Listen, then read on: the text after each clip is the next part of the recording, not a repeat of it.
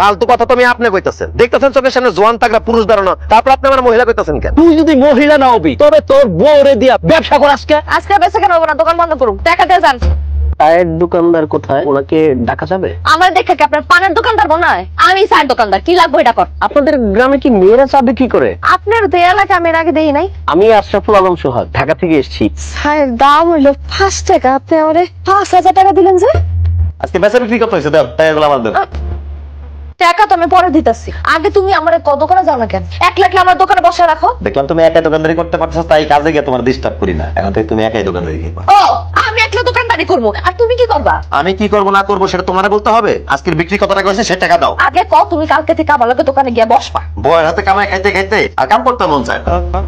তুমি দোকানদারি করতেছো, তুমি একাই দোকানদারি করবা। ঠিক আছে, তুমি যেহেতু আর কাজ কাম করতে পারবা না, আমার যেহেতু একাই দোকানদারি করতে হইব, একাই টাকা ইনকাম করতে হইব, তাহলে ঠিক আছে, টাকা পয়সা আমার কাছেই থাকবো, একটা টাকা আমি তোমার আর দিব না। খবরদার ফালতু কথা কবি না, তুই মহিলা মানুষ, তুই কোনো টাকা পয়সা হিসাব রাখতে পারবি না। মহিলা মানুষ হয়ে যদি আমি দোকানদারি করতে পারি, তোমার মতো একটা কাপুরুষকে যদি আমি খাওয়াতে পারি কামাই করে, তাহলে আমি হিসাবও রাখতে পারি। কি তুই আমার কাপুরুষ কইলি? যে পুরুষ সুস্থ হইয়া বউয়ের কামাই খায়, সে কাপুরুষটা তো কি? তোর দার গুলো লাত্তি খাওয়া ভালো। তুই আমার ইনকাম করে খাওয়াস, তাই আমার কাপুরুষ কইছস, আমি কিচ্ছু মনে করি রে। তোর যা ইচ্ছা তুই আমার আমার কোনো সমস্যা নাই, তারপর টাকা দে।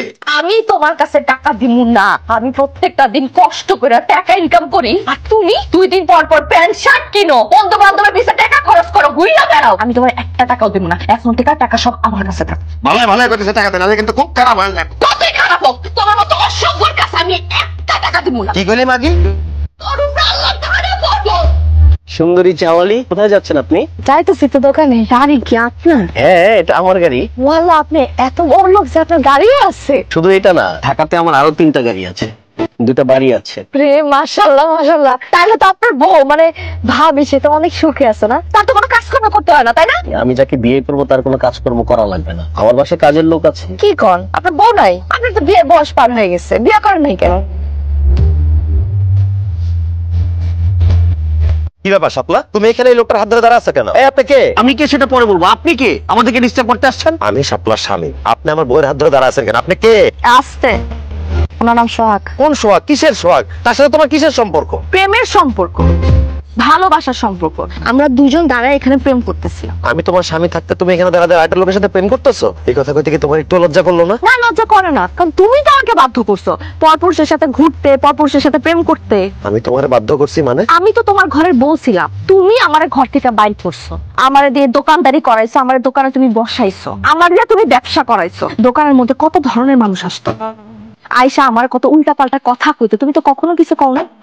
মানুষজন চায়ের কাপ ধরতে যায়, আমার হাত ধরে টানাটানি করতো, তুমি দেখতা, কিন্তু কখনো প্রতিবাদ করো নাই। কত মানুষ আমার দিকে খারাপ ভাবে নজর দিছে, তখন তো কিছু কও নাই। আমি তো ভাবছিলাম আমার প্রেমের কথা শুনে তুমি খুশি হয়ে যাবা, তুমি রাগ করতেছো কেন? আমি তখন আমাদের সংসারের উন্নতির কথা চিন্তা করে কিছু কইনি, তাই বলে তুমি আরেকজনের প্রেমে পড়ে যাবা? আমি তো স্বামী হয়ে সেটা মানতে পারবো না শাপলা। এটা তোমার মায়া নিতে হইব, কারণ দোকানদারি করতে করতে, মানুষের সাথে মিশতে মিশতে, ঘুরতে ঘুরতে তোমার প্রতি আমার মায়া কমে গেছে, তোমার প্রতি আমার প্রেম ভালোবাসা সব কমে গেছে। আমি এখন সোহাগের প্রেমে পড়ছি, আমি সোহাগের ভালোবাসি। অসম্ভব, আমি বিশ্বাস করি না। তুমি আমার স্যার অন্য কারো ভালোবাসতে পারো না শাপলা, এই কথা আমি বিশ্বাস করি না। তুমি বিশ্বাস না করলেও এটাই সত্যি, আমি সোহাগের ভালোবাসি। আর শুধু আমি সোহাগের ভালোবাসি না, আমি সিদ্ধান্ত নিছি আমি তোমারে ডিভোর্স দেয়া সোহাগের বিয়ে করব। কোন কথা কইনো শাপলা, তুমি আমার ডিভোর্স দিয়ে চলে গেলে আমি মরে যাবো শাপলা। তুমি মইরা যাইবা না কি করবা সেটা দেখার সময় তো আমার নাই। তুমি আমারে দিয়া ব্যবসা করাও, দোকানদারি করাও, আমার কামাই খাও তুমি ঘরে বসা বসা। আর এই যে সোহাগ, সোহাগ তো কোটিপতি, তার তো সবকিছু আছে, গাড়ি বাড়ি ব্যবসা বাণিজ্য সবকিছু। আমি সোহাগের বিয়া করলে সারাটা জীবন রাজরানীর মতো থাকি, তোমার লগে একটা ফকিনীর লগে ঘর করে আমি আমার জীবনটা নষ্ট করতে পারবো না।